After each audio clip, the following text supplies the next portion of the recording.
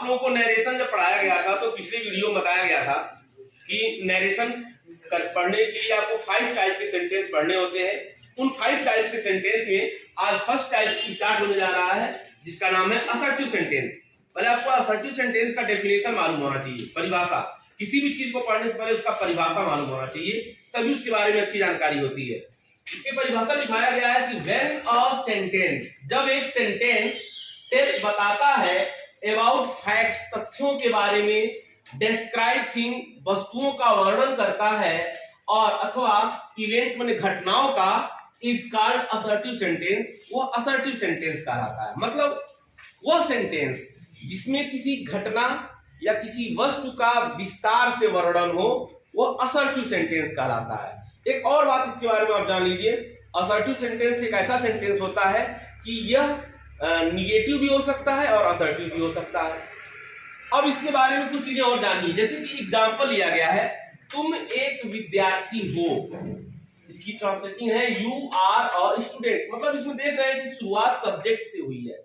जब किसी वाक्य की शुरुआत सब्जेक्ट से हो, कर्ता से हो, वो असर्टिव सेंटेंस कहलाता है। यह भी कुछ लोग इसकी परिभाषा बताते हैं। सबसे बड़ी परिभाषा हमारे ख्याल से भी यही है, जब आप कभी भी कोई सेंटेंस को देखिएगा और शुरू में सब्जेक्ट होगा तो तुरंत समझ जाना कि असर्टिव सेंटेंस है। कंफर्म है? अब इसके लिए रूल्स पढ़ा जाए। जब हम लोग डेफिनेशन जान गए तो फिर इसके नियमों को सीखा जाए कि कैसे हम लोग असर्टिव बनाएंगे। तो लाइन से आपके सामने रूल्स है, टोटल 6 रूल्स है, देख रहे होंगे 1 2 3 4 5 एंड 6। ये 6 नियम जो है ये आपको अच्छे से आने चाहिए। सबसे पहला नियम है चेंजेस इनटू सब्जेक्ट। सब्जेक्ट में परिवर्तन कैसे किया जाता है, तो आप याद रखिएगा, अगर फर्स्ट पर्सन आपको दिखाई दे, फर्स्ट पर्सन में याद रखिएगा, आज देखो इसी चीज को मैंने समझाने के लिए यहाँ पे बॉक्स में लिखा हुआ है, यही चीज है जो बॉक्स में लिखा हुआ है।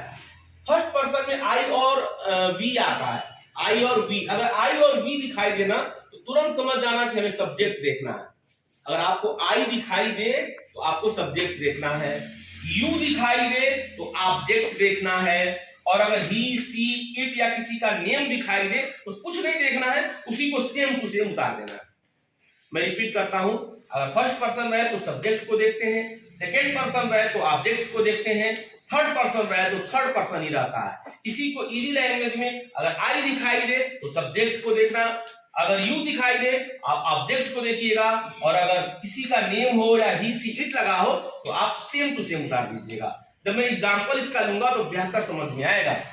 अभी रूल 2 देखना है आपको, इन्वर्टेड कामास।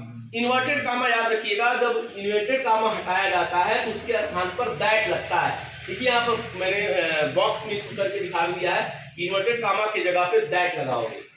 Rule 3 changes into said. Said में कैसे परिवर्तन होता है, तो सबसे पहली चीज याद रखिएगा, अगर सेड टू लिखा है, SAID, सेड के बाद टू लिखा है तो नो डाउट तुरंत टोल्ड कर देना।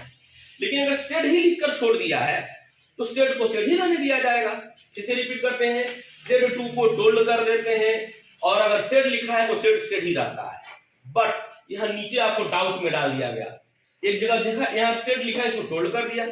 अभी भी सिखाए कि सेड को सेड रहने देते हैं, और अभी कह रहे हैं कि सेड को टोल्ड कर दीजिए। तो इसके साथ देखिए स्टार लगा हुआ है, यानी इसके साथ कुछ शर्त है, कंडीशंस है, जैसे कि जब रिपोर्टेड स्पीच का प्रारंभ यू से हो, केवल तभी, बाकी किसी के साथ नहीं करेंगे। जब यू से लगा रहता है ना तो माना जाता है कि ऑब्जेक्ट टू मी है, और इसीलिए यहाँ पर सेड को भी टोल्ड कर दिया जाता है। समझ में आया कुछ? लास्ट टाइम रिपीट करते हैं, सेड टू रहे तो टोल्ड, सेड रहेगा तो सेड ही रहेगा। लेकिन सेड रहे और वहां पे सब्जेक्ट आई रहे, सॉरी यू रहे, तो समझ जाइएगा कि आपको टोल्ड करना है। आगे आते हैं रूल 4 में, चेंजेस इनटू मॉडल एक्सोलॉजीज। जो सहायक क्रियाएं होती हैं, प्राइमरी एक्सोलॉजीज और मॉडल एक्सोलॉजीज होती है। तो मॉडल एक्सोलॉजीज में परिवर्तन कैसे होता है, अगर आपको विल दिखाई दे ना उसको तुरंत उड कर दीजिएगा, सेल दिखाई दे उसको शुड कर दीजिए, कैन को कुड, मे को माइट, उड को उड ही रहने दिया जाएगा और शुड को शुड ही रहने दिया जाएगा। यानी ये चीजें अगर आपको दिखें उनको इस रूप में आप कन्वर्ट कर देंगे इनडायरेक्ट में बदलते समय। ये सबसे महत्वपूर्ण रूल है। ये पांचवा रूल सबसे महत्वपूर्ण रूल है और सारे सेंटेंसेस में इसका यूज होगा। मैंने इसके लिए आपको इजी बनाने के लिए ना डबल लाइन में किया, जैसे कि यह रूल है और इसको मैंने डिफाइन किया है। यानी प्रेजेंट सिंपल टेंस में अगर आपका सेंटेंस रहे उसको पास्ट सिंपल टेंस में बदल देना है। जैसे प्रेजेंट सिंपल टेंस, कई बच्चे कमजोर होते हैं, जान नहीं पाते हैं कि कैसे ये प्रेजेंट सिंपल टेंस में पहचान यहाँ मैंने लिखा है कि या तो वर्ब रहेगा या फिर वर्ब में यस या ईएस लगा रहेगा। तो बस करना क्या रहेगा, आपको वर्ब का सेकेंड फॉर्म करना है बस। यानी वर्ब या वर्ब में यस या यस रहेगा ना तो उसको आप सेकेंड कर दीजिएगा, सेकेंड फॉर्म। जैसे गो का सेकेंड फॉर्म वेंट हो जाएगा। जैसे गोज लिखा है, समझ गए कि प्रेजेंट सिंपल टेंस है, आप उसका सेकेंड फॉर्म कर दीजिए गो का, यानी वेंट लिख दीजिएगा, हो गया इनडायरेक्ट।